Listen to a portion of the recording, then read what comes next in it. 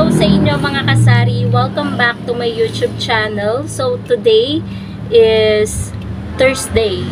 Yan, tingnan nga natin kung Thursday nga, January 2, 2025. So nakakapanibago 'di ba mga kasari?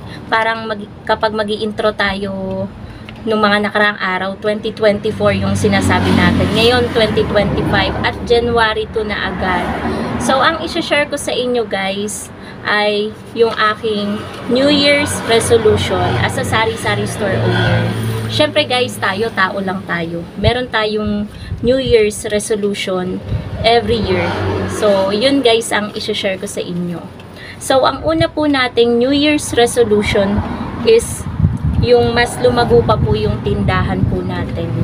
Dahil as a sari-sari store owner, yun yung pangarap po talaga ng mga tindera or ng mga sari-sari store owner talaga, yung mas lumago pa or mag-expand pa yung kanilang tindahan. Kasi 'di ba yung pangarap naman natin bilang isang tindera talaga mga kasari is yun nga, bukod sa magkaroon tayo ng malaking income, yung mga goals natin is makamit natin or talagang ma-pursue natin yung mga goals natin, at hindi matutupad yung mga goals natin kapag yung business natin is hindi malago. So, yun talaga guys yung pinakauna kong New Year's resolution is yung lumago pa yung ating tindahan. And second naman mga kasari is more on self-care. Ayan, yung health natin. Kasi nung last year, 2024, hindi naman tayo sakitin, pero kapag nagkasakit tayo is grabe. Alam niyo yun guys. Kaya naisip ko, yung pangalawang New Year's resolution ko is mas pagtutuunan ko pa ng pansin yung health ko. Kasi yun naman talaga yung pinakamahalaga sa lahat. Kasi yung buhay ng tao mga kasari is isa lang.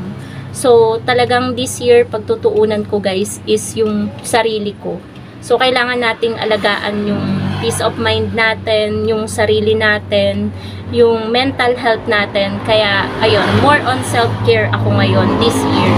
Syempre mga kasari, habang nagtitinda tayo, wag din nating kakalimutan yung sarili natin. Syempre, kalusugan muna natin bago yung negosyo, kasi kapag hindi tayo healthy, hindi tatakbo yung negosyo natin. Hindi siya mas magiging maayos kapag yung mismong tindera or yung sari-sari store owner, alam nyo na, may sakit palagi. So, affected po ang tindahan kapag hindi po maganda ang pakiramdam ng sari-sari store owner.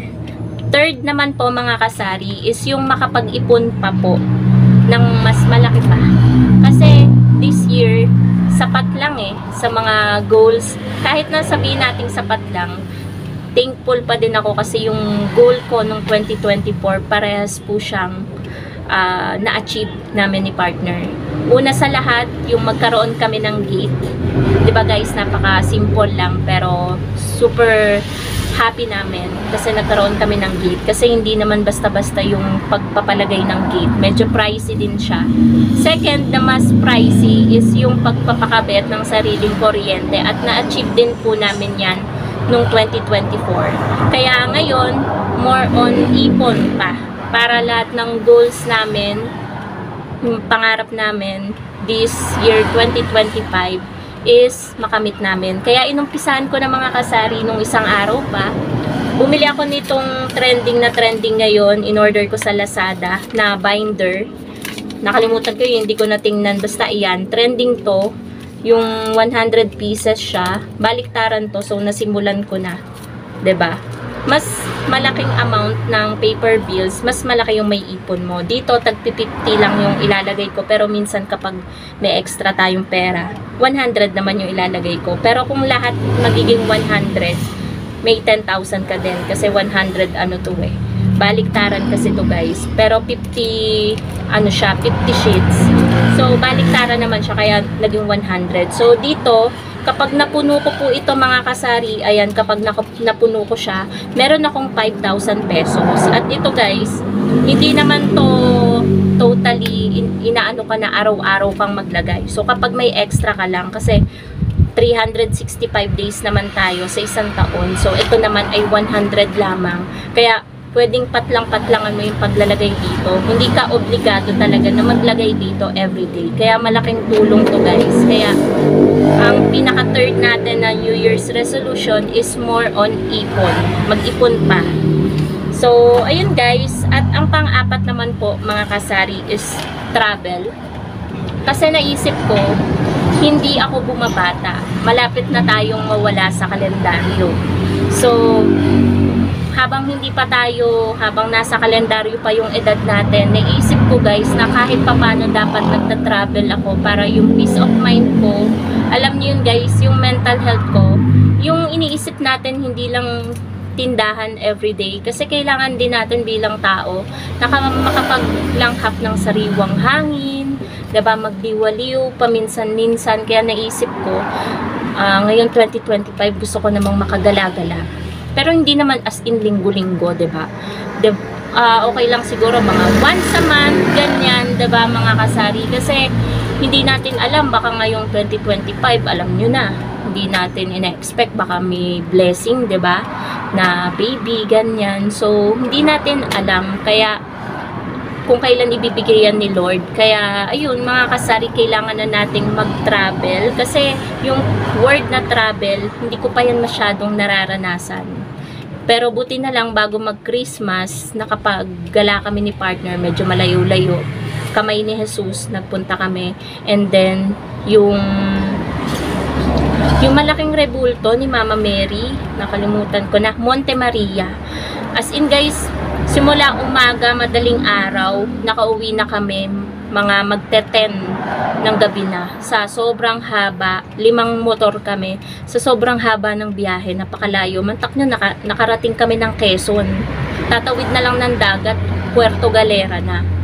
Romblon na yun, 'di ba mga kasari? Ganun kalayo. And then, ayun nga, bukod sa, yun nga, pang-apat yung travel, kailangan din kasi natin mga kasari, yun nga, gaya nung nabanggit ko kanina, makapag happy-happy, makapagliwaliw. Dapat hindi lang yung mundo natin umiikot dito sa sari-sari store. Syempre, bukod dito sa sari-sari store, dapat may ibang buhay pa tayo. Alam niyo yun guys, kung nagigets nyo, hindi lang dito umiikot yung buhay natin. Kasi, 'di ba? Kung iisipin mo ang boring ng buhay ng isang tindera. Kaya, wait lang guys. Ayan, si mother pala yung paparating. Akala ko may bibili. Kung iisipin mo, boring yung buhay ng isang tindera. Kaya, kailangan din nating mag-explore ng hindi natin, alam niyo na, makaalis tayo sa comfort zone natin, ganon. Kasi, alam niyo mga kasari, ayun nga, gaya nga ng sabi ko kanina, hindi tayo bumabata. Yung edad natin, habang tumatagal, tumatanda din tayo. Hindi na tayo mga bata para kailangan na lang natin yung makapag-isip ng maayos, ganyan, yung makaalis sa problema, 'di ba? Yung basta alam niyo na yun guys, kung nagagets niyo ako as an adult, 'di ba?